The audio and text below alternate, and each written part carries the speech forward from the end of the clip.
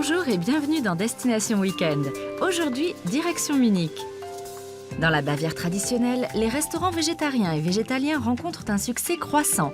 Les plus vieilles tables de la ville s'y sont converties. C'est à la fois sain et bon. À Munich, trouver chaussures à son pied, c'est facile. Souliers traditionnels ou véritable création, les chausseurs munichois font du sur-mesure. On a fait le tour de ces boutiques qui s'occupent de nos pieds, des plus grands aux plus petits. Charles Schumann est une figure emblématique à Munich, avec son restaurant branché le Schumanns. Mais pas seulement. Depuis 5 ans, il incarne le chic allemand via le groupe Hugo Boss, dont il est devenu l'image senior. On s'est pris d'un vent de liberté en sa compagnie. Nous vous offrons un moment de détente dans le nouveau bar-restaurant munichois à la mode.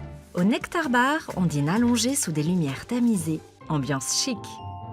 Le Tantris est un restaurant qui propose une cuisine française et une philosophie indienne, reliant l'esprit à la matière. Et pourtant, il est à Munich. On vous emmène découvrir ce lieu incontournable.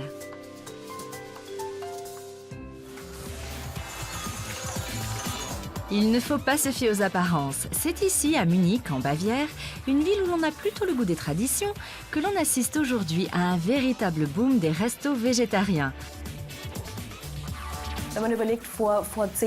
Il y a 10 ans à peine, le mot végétarien avait une saveur bien différente de celle qu'il a aujourd'hui. Depuis quelques années, nous observons que la tendance est de plus en plus aux produits de bien-être. La cuisine végétarienne joue un grand rôle dans ce contexte de nourriture saine.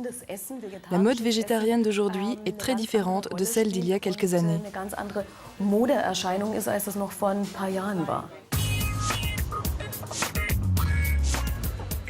Le Prinz Mischkin est une véritable institution à Munich. Ici, on propose même un repas d'affaires totalement végétarien. Et ça marche. Les clients affluent, même si 90% d'entre eux ne sont pas des végétariens purs et durs.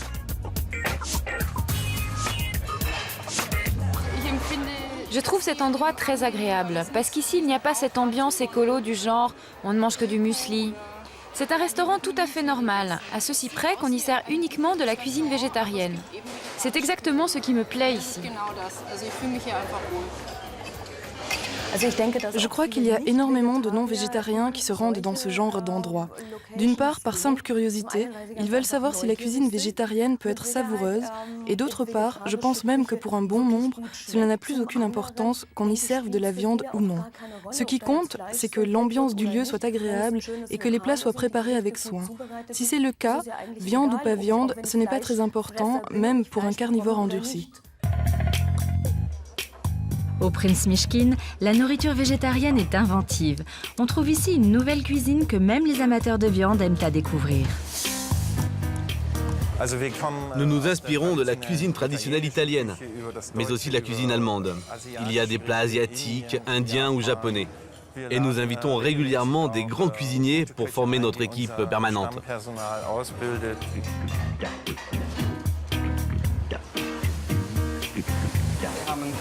Nous servons par exemple un gratin de pommes de terre et de courgettes aux truffes avec de vrais morceaux de truffes et de l'huile de truffe.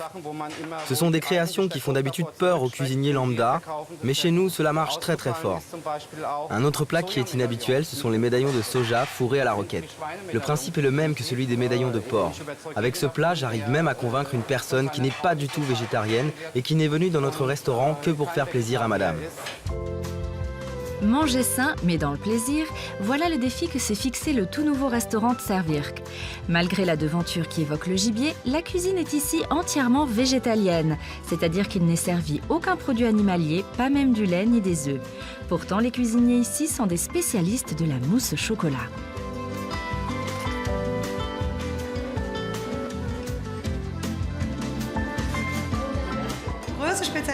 La spécialité de la maison, c'est assurément la mousse au chocolat. Et les gens sont surpris que nous arrivions à en faire en nous passant de crème. Pourtant, c'est assez facile. Nous nous servons de crème de soja et de lait de coco. Finalement, le goût est pratiquement le même que celui d'une mousse au chocolat traditionnelle.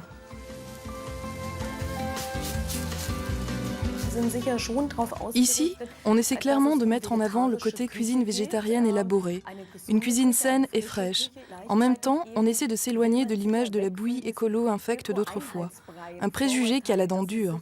Une cuisine saine n'a pas de goût. On essaie de se défaire de cette image. Aujourd'hui, la tendance est de démontrer que la cuisine végétarienne peut être savoureuse et inventive. Une cuisine pour gourmets servie aujourd'hui le plus souvent dans des décors branchés. und auch in einem trendigen Ambiente stattfinden kann. Les nouveaux restaurants végétariens ne cherchent pas seulement à se démarquer par leur cuisine, mais aussi par leur décoration. Une ambiance soignée permet d'attirer une nouvelle clientèle.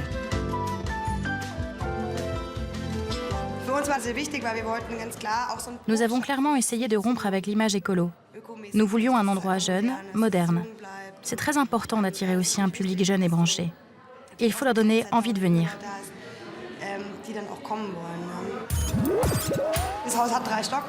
L'établissement est sur 3 étages. Notre idée, c'était de créer au sous-sol un club, au rez-de-chaussée une salle de spectacle avec des concerts et où nous organisons aussi des fêtes. Et puis à l'étage, il y a le restaurant. C'est un peu la démarche actuelle dans la nouvelle gastronomie. Les gens aiment bien aller au restaurant puis faire un tour dans le club. Pour nous, il s'agissait d'avoir une démarche moderne et contemporaine.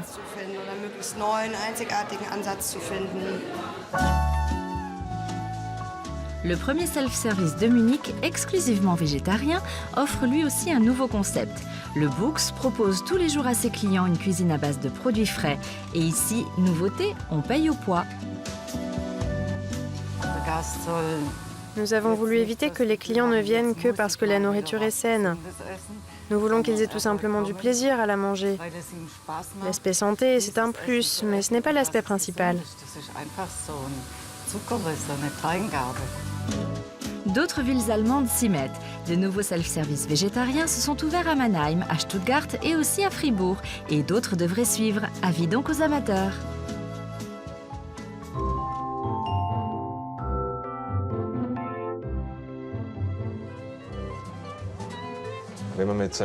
Quand on travaille avec passion dans le milieu de la fabrication, évidemment, on trouve que ce qu'on voit dans la rue est nul.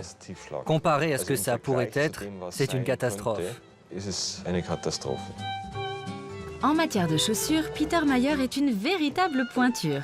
Pour cause, il est à la tête du plus ancien magasin de chaussures d'Allemagne, une histoire de famille qui dure depuis 1596. Nous pouvons prouver que certaines familles sont nos clients depuis 7 générations. Voici le roi Albert de Saxe. Il a le regard sombre parce qu'il porte nos chaussures. Cela pourrait bien être le cas. Fournisseur de la cour de Bavière, le savoir-faire des Mayer, c'est le sur-mesure. Nous essayons de maintenir une constance esthétique. Comme ça, un homme qui achète ses chaussures aujourd'hui pourra encore les porter dans 30 ans, sans se sentir démodé, qu'il les ait oubliées dans l'armoire ou qu'il en ait bien pris soin. Les pieds changent. La forme que nous fabriquons aujourd'hui ne sera plus d'actualité en 2010. Nous avons déjà eu le cas d'une personne qui pèse 85 kilos. Elle vient pour se faire mesurer et quelques temps plus tard, revient nous voir et pèse 105 kilos. Cela se voit aussi dans la forme du pied. L'appareil de mesure indique aussi le poids. Nous devons alors dire à cette personne, écoutez, il va falloir refaire une nouvelle forme. Quand on mesure, on décide du nombre de paires qu'on veut et qu'on peut fabriquer en un an. C'est comme un club. Il y a des clients qui ne viennent plus chez nous, ou une personne qui décède, et une place se libère alors. Chez les Mayer, tous les pieds sont rois, même les plus capricieux.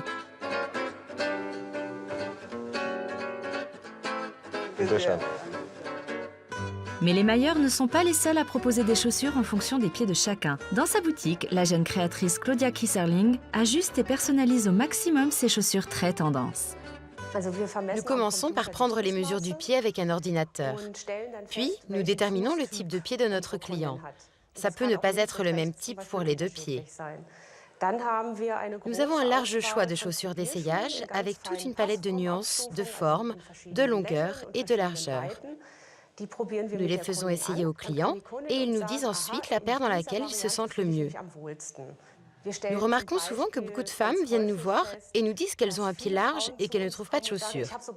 Et après avoir pris leurs mesures, que nous comparons toujours avec la moyenne de nos statistiques, nous constatons que les femmes ont au maximum une largeur de pied moyenne.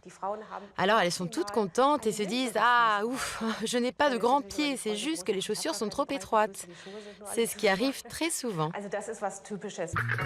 Tant de choix de quoi faire tourner les pieds. Les têtes. Du coup, certains préfèrent les valeurs sûres et quelques modèles traditionnels reviennent à la mode. C'est le cas des chaussures bavaroises Haferl. Avant, on portait des souliers tyroliens pendant le travail. Ils devaient faciliter la marche dans la montagne. Pendant 30 ans, voire plus, seuls les chasseurs et les gardes forestiers portaient cette chaussure. Et petit à petit, elle est devenue une partie du costume folklorique. Les caractéristiques particulières des souliers tyroliens sont 7 pointes, qui devaient faciliter les descentes en montagne. Devant, il y a un espace pour qu'on puisse se tenir sur les orteils. L'autre caractéristique, c'est cette languette. C'est une protection pour que la saleté n'entre pas dans la chaussure. Une languette est cousue, et derrière, il n'y a qu'une seule couture. C'est-à-dire que moins il y a de couture, moins il y a de chances pour que l'eau entre dans la chaussure. En Bavière, c'est évidemment un bien culturel qu'on entretient avec fierté et beaucoup d'amour. Tout comme le pantalon en cuir, qui fait partie du costume folklorique et qui a encore aujourd'hui une grande valeur pour beaucoup de gens.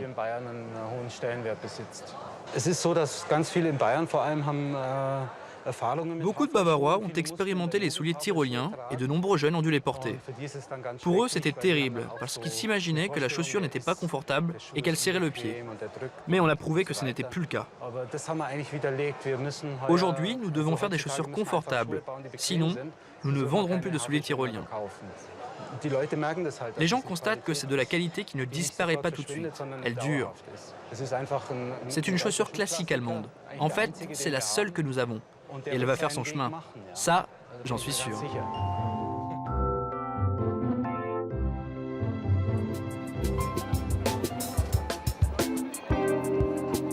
Figure de la nuit munichoise depuis 25 ans, Charles Schumann est aujourd'hui le mannequin vedette de Hugo Boss.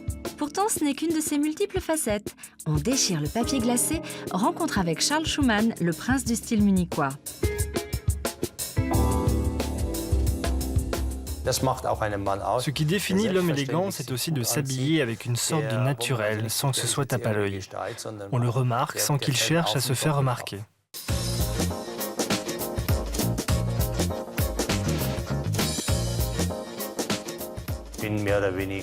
Je suis devenu plus ou moins le visage de la marque Baldessarini. Ça s'est fait par hasard. J'avais auparavant déjà travaillé un peu pour des marques japonaises et un jour, M. Baldessarini m'a croisé à Paris et il est venu me voir. C'était au moment où il commençait à lancer sa marque. Nous avons discuté, puis fait des essais.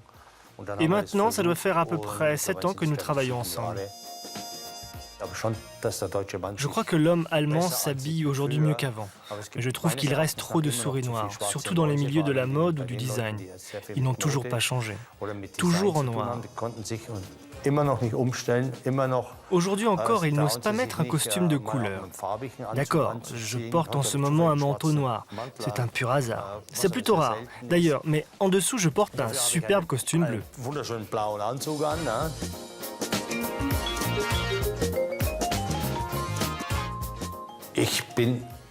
Je suis un dandy, sinon je ne ferais pas ce métier. Il faut bien l'être un peu, mais ça ne veut pas dire que je me promène tout le temps en costume. Si je ne faisais pas le métier que je fais, et si j'avais par exemple un café au bord de la mer, c'est mon vieux rêve, j'en parle souvent. Il est plus que probable que je me baladerais en jean et en t-shirt. Car Charles Schumann est d'abord le patron du Schumanns, un bar-restaurant installé récemment dans un quartier prestigieux de Munich, celui qui rythme depuis longtemps la vie du Munich branché.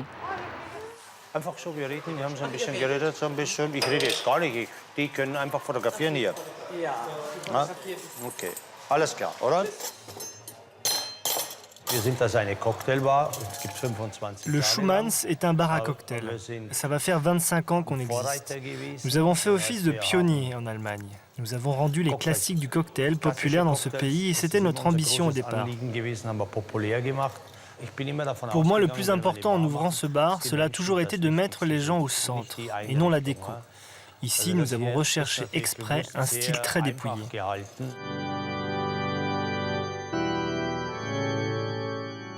Un bar, c'est sacré, je trouve. Ce style ecclésiastique favorise la consommation de boissons, tout simplement.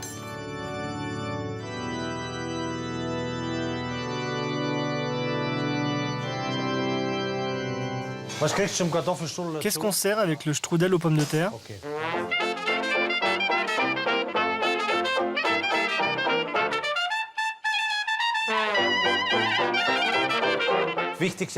L'ingrédient le plus important dans notre cuisine, c'est la pomme de terre.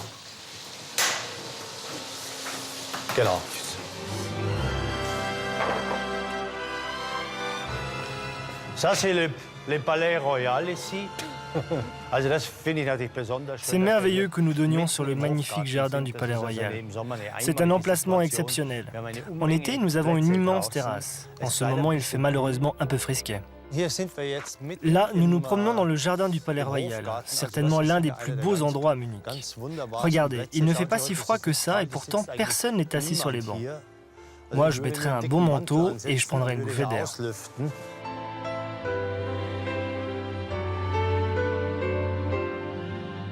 Ce que je conseillerais à quelqu'un qui veut visiter la ville, laissez-vous emporter au gré du vent. C'est une ville idéale pour la promenade. Regardez autour de vous ou bien allez au jardin anglais. Posez-vous sur les pelouses. Oui, c'est permis ici. Personne ne viendra vous chasser. Munich, c'est une petite grande ville. Autrement dit, on peut tout faire à pied. Même pour quelqu'un comme moi, c'est une ville assez sympa. Pourtant, j'aimerais vivre de façon plus internationale. Et même si Charles Schumann adore Munich, il se prend parfois à rêver de nouveaux horizons. Alors, bon voyage, Mr. Schumann. Je songe toujours à réaliser un jour ce vieux rêve. Je prendrai ma liberté et j'irai vivre ailleurs.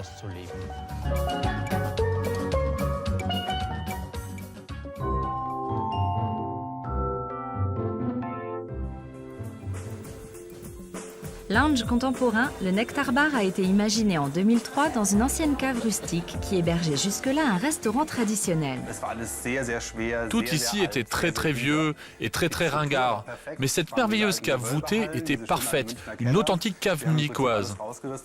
Nous n'avons rien fait de plus que d'arracher ce qu'il y avait avant, passer un coup de peinture blanche, et puis nous avons fait ces décos tout en rondeur. En fait, ce sont les structures fixes qui donnent vie à ce restaurant, et non pas les meubles éparpillés ici ou là comme des œuvres d'art. Le but est que le client pénètre tout de suite dans une ambiance spéciale.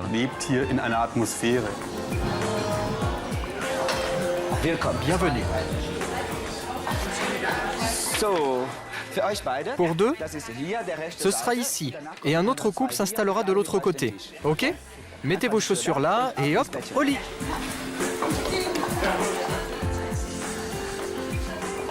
L'une des particularités du Nectar Bar, c'est qu'on y mange allongé, pour mieux se détendre et apprécier le spectacle.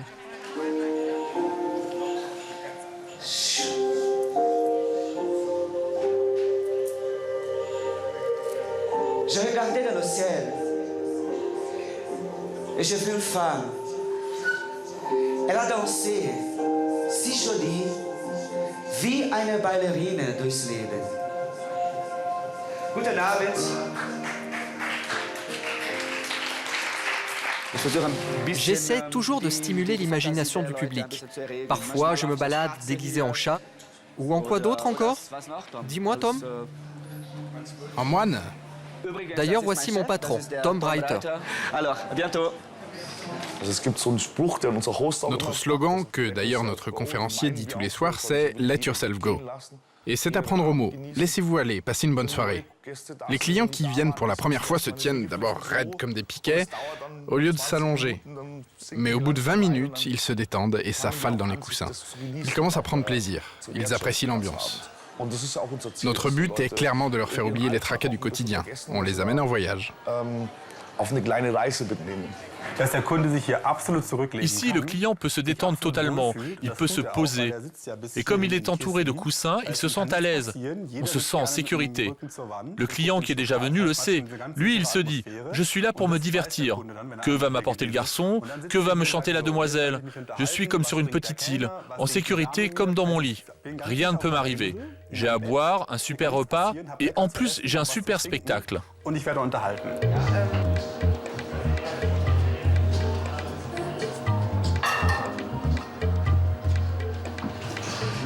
C'est là qu'il prépare le dîner. C'est très intéressant à voir.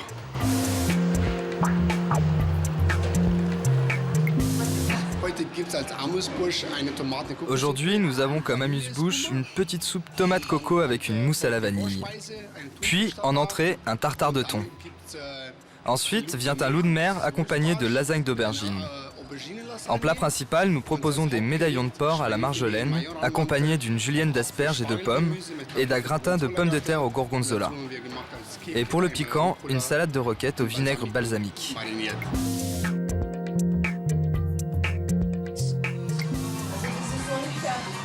Pardon? Ce n'est pas tout à fait fini, mais ce sera très très bon. C'est un sorbet à la vanille avec... Oui, un coulis de fraises et de framboises avec... Et un sorbet de basilic. Let's go for it.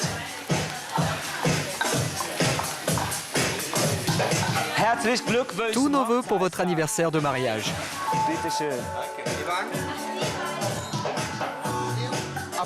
À vous deux.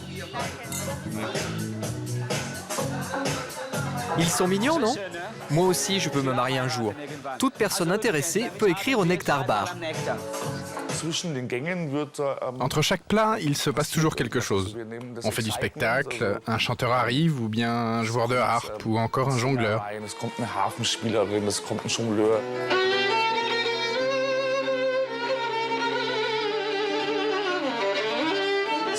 Il n'y a pas de scène, ni de mise en scène. Cela arrive, tout simplement. Vous voyez, il n'y a pas ce côté « voilà une scène, place au spectacle ». Les choses arrivent tout naturellement. C'est un dispositif très léger, mais sur une base parfaitement professionnelle.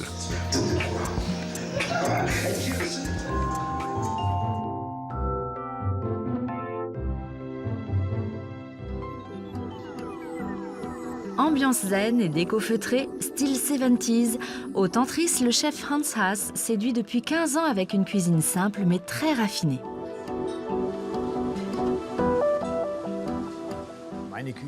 Ma cuisine est une cuisine qui met en valeur le produit. J'aime les produits naturels, simples. Je dis toujours que l'art culinaire consiste à trouver de bons produits. Une bonne truite, bien préparée, c'est aussi bon que n'importe quel autre poisson de mer, par exemple. Nous sommes ici à Unterföhring, chez la famille Bauer. Ils ont un étang à poissons qui est une merveille. Ça fait des années que j'achète mon poisson ici. Dieu merci, des gens comme eux existent encore. Trouver un tel endroit en ville, c'est incroyable. Je n'ai jamais trouvé de meilleur poisson ailleurs. Regardez comme c'est beau. Superbe. Magnifique.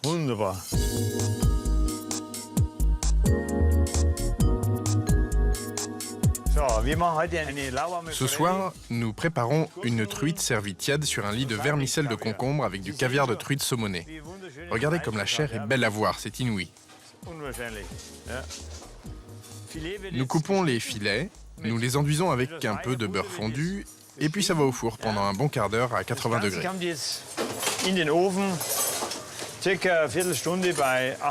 Voilà, le four est à 80 degrés, parfait.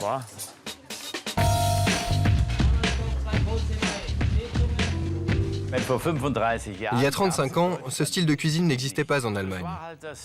Ici, c'était une auberge traditionnelle qui servait du rôti de porc et des knödel de pommes de terre. Plat que j'aime beaucoup par ailleurs.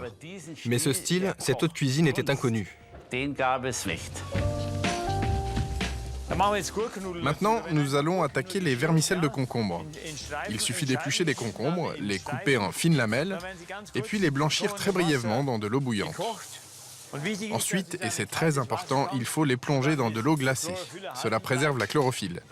Les vermicelles gardent leur couleur verte comme l'herbe. C'est là-dessus que nous allons poser notre truite.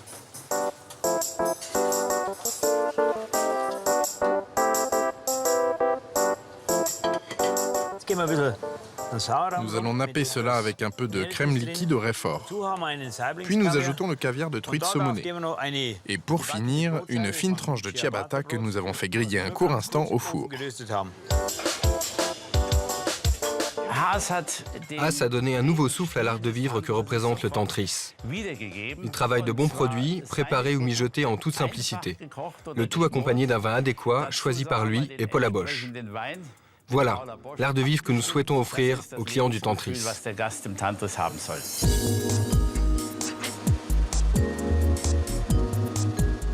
Vous avez fait votre choix?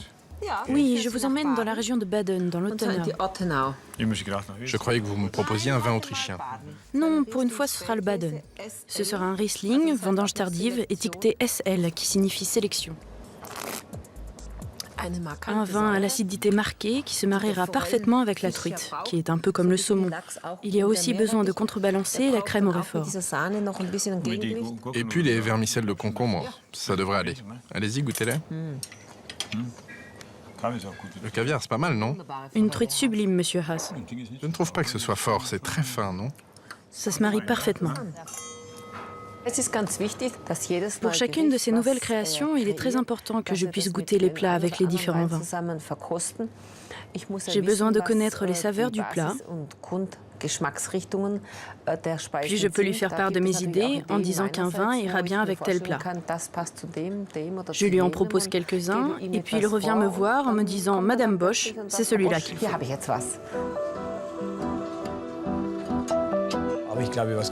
Il faut toujours garder l'esprit ouvert. C'est très important.